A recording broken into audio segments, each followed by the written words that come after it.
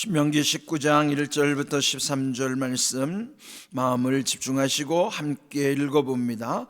내 하나님 여호와께서 이 여러 민족을 멸절하시고 내 하나님 여호와께서 그 땅을 내게 주심으로 네가 그것을 받고 그들의 성읍과 가옥에 거주할 때에 내 하나님 여호와께서 네게 기업으로 주신 땅 가운데에서 새 성읍을 너를 위하여 구별하고 내 하나님 여호와께서 네게 기업으로 주시는 땅 전체를 세 구역으로 나누어 길을 닫고 모든 살인자를 그 성읍으로 도피하게 하라. 살인자가 그리로 도피하여 살만한 경우는 이러하니 곧 누구든지 본래 원한이 없이 부지 중에 그의 이웃을 죽인 일, 가령 사람이 그 이웃과 함께 벌목하러 삼림에 들어가서 손에 도끼를 들고 벌목하려고 찍을 때에 도끼가 자루에서 빠져 그의 이웃을 맞춰 그를 죽게 함과 같은 것이라. 이런 사람은 그 성읍 중 하나로 도피하여 생명을 보존할 것이니라. 그 사람이 그에게 본래 원한이 없으니 죽이기 합당하지 아니하나 두렵건대 그 피를 보복하는 자의 마음이 복수심에 불타서 살인자를 뒤쫓는데 그 가는 길이 멀면 그를 따라 잡아 죽일까 하노라. 그러므로 내가 네게 명령하기를 새 성읍을 너를 위하여 구별하라 하노라.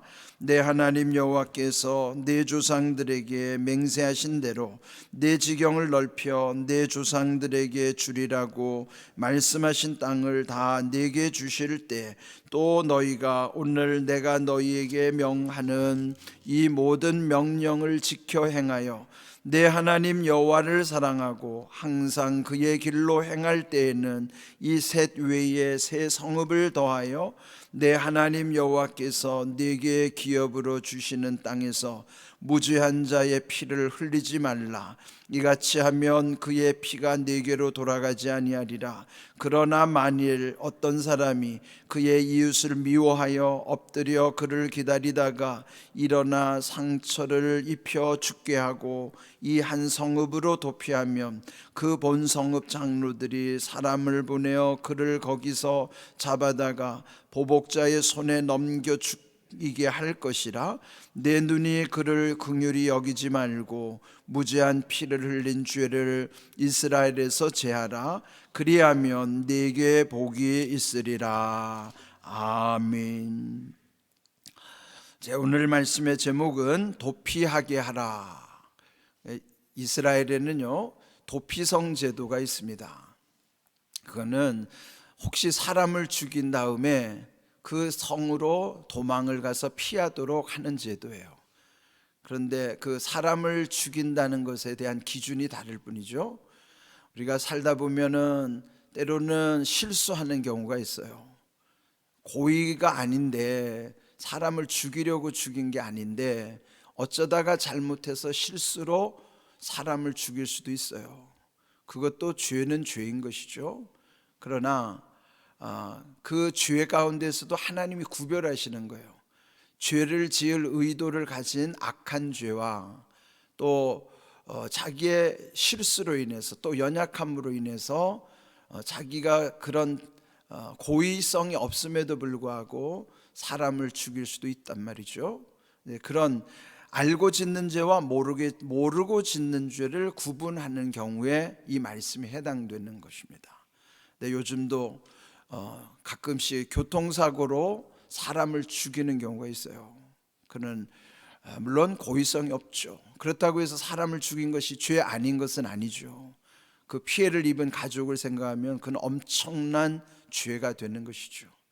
이럴 때 누구든지 내가 억울한 일을 당하거나 또는 그런 것에 대한 그 보복하고 싶은 마음이 있어요. 복수심이 생기는 것이죠. 그럴 때 이런 모든 일을 어떻게 처리할 것인가, 이거는 정말 하나님의 지혜를 여기서 말씀해 주시기 때문에 이렇게 하라 하는 것입니다.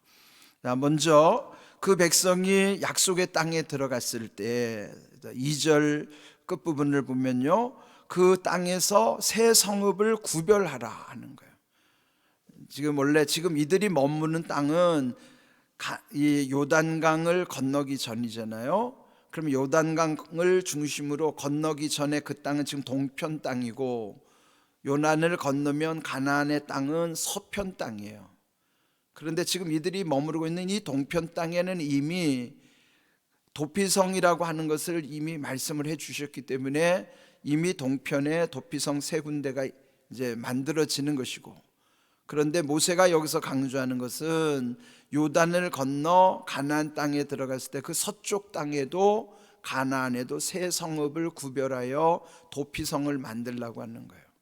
그러면은 요단강을 중심으로 동편에 세 군데, 서편에 세 군데, 그래서 누구든지 어느 곳에서 그런 위험을 당하든지 반나절 전에 그 도피성으로 도망갈 수 있도록 그런 제도를 만드는 것이에요. 그러면 거기는 어디서든지 볼 수 있도록 그 간판을 만들어 놓는 거예요.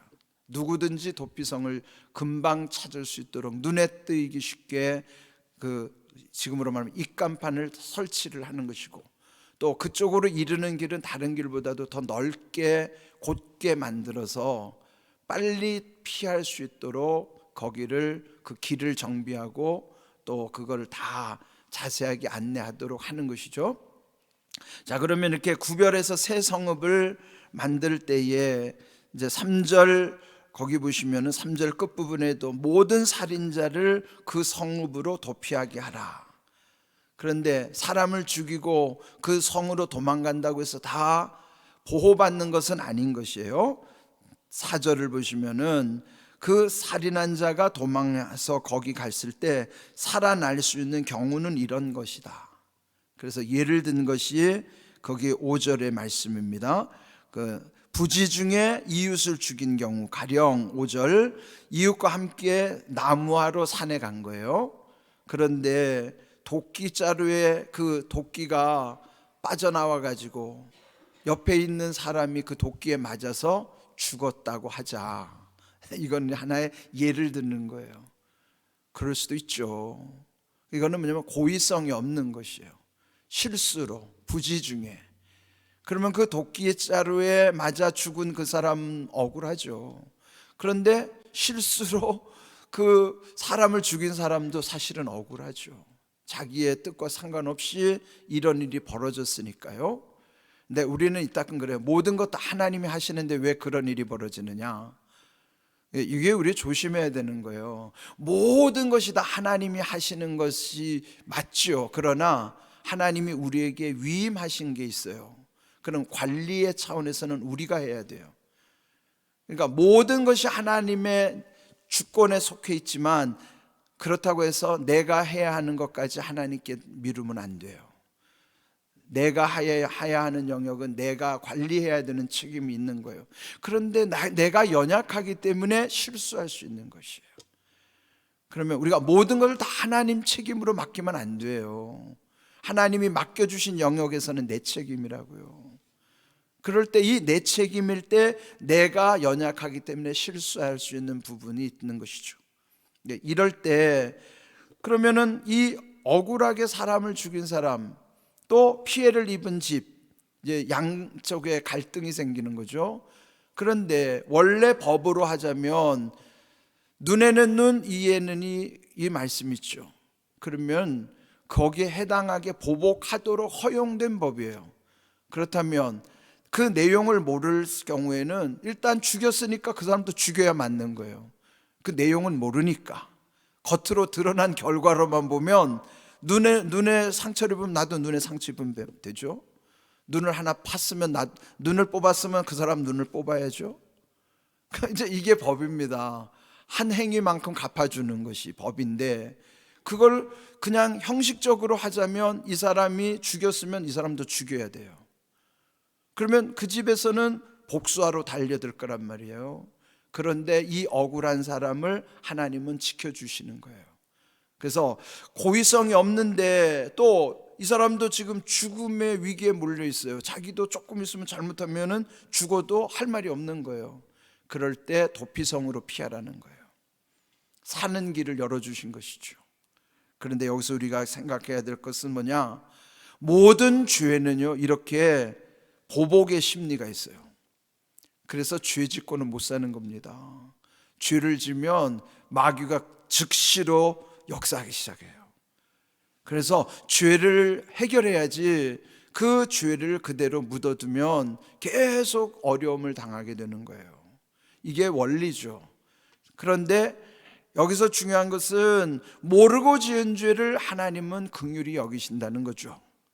그러나 고의적으로 정말 악한 생각 가지고 도끼로 그 사람을 쳐 죽였다? 그럼 이 사람 죽이라는 거예요. 그러니까 하나님의 공의의 법은 아주 이렇게 정당한 거예요. 억울한 사람은 하나님이 살 길을 열어주시고, 그러나 고의적으로 지은 악한 죄는 하나님이 철저하게 응징하시는 말이에요. 그 고의적으로 죄 짓고 엄청난 고통을 당했던 사람이 대표적인 인물이 다윗 왕이에요. 다윗은 하나님을 배신했잖아요. 그 죄를 지으면서, 그 음란죄, 남의 아내 빼앗아서 취하고 그 아내 남편을 전쟁터에 내몰아서 죽게 만들고, 그러니까 간음죄, 살인죄, 이거 엄청나게 큰 죄예요. 그런데 이 다윗은 깜짝같이 완전 범죄를 저지르려고 했는데 하나님은 그걸 아시고 나단 선지를 보내서 준엄하게 책망하시는 거예요. 다윗의 훌륭한 점은 그 죄를 뼈저리게 통회하는 거예요. 우리가 고의로 지은 죄도 용서받을 수 있어요. 그러나 대가를 지불해야 돼요. 그 고통이 엄청 큰 거예요. 그래서 알고 짓는 죄 지으면 안 됩니다. 그 용서받을 수 있어요. 그러나 그거를 치러야 되는 대가가 엄청 고통스러워요. 다윗의 경우를 보세요. 얼마나 고통스럽습니까? 그렇게 해서 불륜의 아들이 죽죠. 그리고 아들들이 배신하죠. 평생에 다윗이 그 죄값을 치르느라고 얼마나 고통당하는지 몰라요. 그래서 여러분, 알고 짓는 죄는 지으면 안 돼요. 그래도 우리가 모르고 짓는 죄가 얼마나 많은지 몰라요. 그런데 이렇게 모르고 짓는 죄는 하나님이 긍휼히 여기신단 말이에요. 모르고 짓는 죄는 하나님 앞에 용서받기가 쉬워요. 그런데 알고 짓는 악한 죄는 철저하게 응징하신단 말이에요. 대가를 지불하는 것이 우리가 감당하기가 너무너무 어렵습니다. 고통스럽습니다. 그래서 알고 짓는 죄 범하면 안 돼요. 그런데 우리가 예수님 안에 있어야 되는 이유는, 예수님 안에 있으면 알고 짓는 죄는 안 짓습니다. 이거 인정해야 돼요. 자꾸 우리가 알고 짓는 죄를 너무 쉽게 생각하는데 아니에요. 거룩함의 능력 가운데는 최소한 알고 짓는 죄는 안 짓게 돼요. 그래도 모르고 짓는 죄가 많기 때문에 우리는 죄인이에요. 그러나 모르고 짓는 죄는 하나님이 긍휼을 베풀어 주셔서, 도피성은 누구를 의미하는 거예요? 예수 그리스도를 상징하는 거예요. 누구나 도피성이신 예수님 안에 들어오면 다 긍휼히 여기시고 모르고 짓는 죄 다 용서하세요. 알고 짓는 죄도 물론 용서해 주시는데 대가를 지불하려면 그게 너무너무 힘들다는 거예요. 제가 목회하면서 이런 현장을 너무너무 많이 목격했기 때문에 정말로 강조하는 거예요. 알고 짓는 죄는 최소한 지으면 안 된다. 그건 내 힘으로 안 돼요. 그러나 은혜 받으면 되고요, 예수님 안에 살면 됩니다. 그러면 적어도 최소한 알고 짓는 죄, 악한 죄는 안 짓는다고요. 그러니까 여러분, 우리가 예수님을 제대로 믿고는 어떻게 바람을 핍니까? 어떻게 남의 돈 떼먹어요? 어떻게 남을 함부로 악담하고 또 원수 같고 그럽니까? 그거 안 하죠. 왜요? 하나님께 전적으로 맡기니까. 복수하는 것은 내게 있잖아요. 한번 찾아볼까요? 로마서 12장 19절 우리 함께 읽어보겠습니다. 내 사랑하는 자들아, 너희가 친히 원수를 갚지 말고 하나님의 진노하심에 맡기라. 기록되었으되 원수 갚는 것이 내게 있으니 내가 갚으리라고 주께서 말씀하시니라. 아멘. 그렇습니다. 우리가 복수하고 싶은 마음이 있어요. 그죠? 은혜 받고도 내가 복수하고 싶은 마음이 있다고요. 은근히 나와 안 좋은 관계 있으면 그거 안 되기를 바라는 거, 이거 다 복수 심리 아니에요? 남을 험담하는 거, 그 복수 심리라고요. 그런데 이 말씀처럼 하나님을 사랑하는 자, 또 하나님이 사랑하는 자들은 원수 갚는 걸 하나님께 맡기는 거예요. 하나님이 원수 갚아주시겠다고 하잖아요. 그러니까 내가 원수 갚으려고 하면 나도 무너지고 그도 죽는 거예요. 다 악순환이에요. 다 죽어요. 예? 대개 우리가 이 복수 심리 때문에 자살하는 심리, 억울하니까 자살하겠죠. 예? 어떤 일에 있어서 자살하면 내가 죽음으로써 그 사람을 괴롭히는 거예요. 그러면은 둘 중에 하나죠. 이 극단에 이르면, 복수 심리의 극단에 이르면 나를 죽이든지 자살을 하든지 남을 죽이든지 살인을 하든지, 이게 끔찍한 범죄가 그래서 벌어지는 거예요. 그거 어떻게 해요? 하나님께 맡기라는 거예요. 하나님은 정확히 하시니까 네가 억울하면 내가 복수해 줄게, 그거예요. 그러니까 하나님께 맡기세요. 하나님이 복수해 주신다고 그러잖아요. 그러면 마음이 편안해지는 거예요. 담임 목사는 이런 말씀이 있기 때문에 사는 거예요. 저는 제가 복수 안 하죠. 하나님께 다 일러 바치죠. 하나님 저 억울한 거 있습니다. 하나님 중심하시죠. 하나님이 이 모든 일 해결해 주세요. 그럼 하나님이 우리 수준에서 복수하실까요? 아니에요. 모든 사람의 형편을 다 아시기 때문에 하나님은 모든 사람을 사랑 가운데서 깨닫게도 하시고 돌이키게도 하시고, 그렇지 않으면 마지막에 치시기도 하시고, 그 모든 것 하나님께 맡겨야지만 편안해지는 거예요.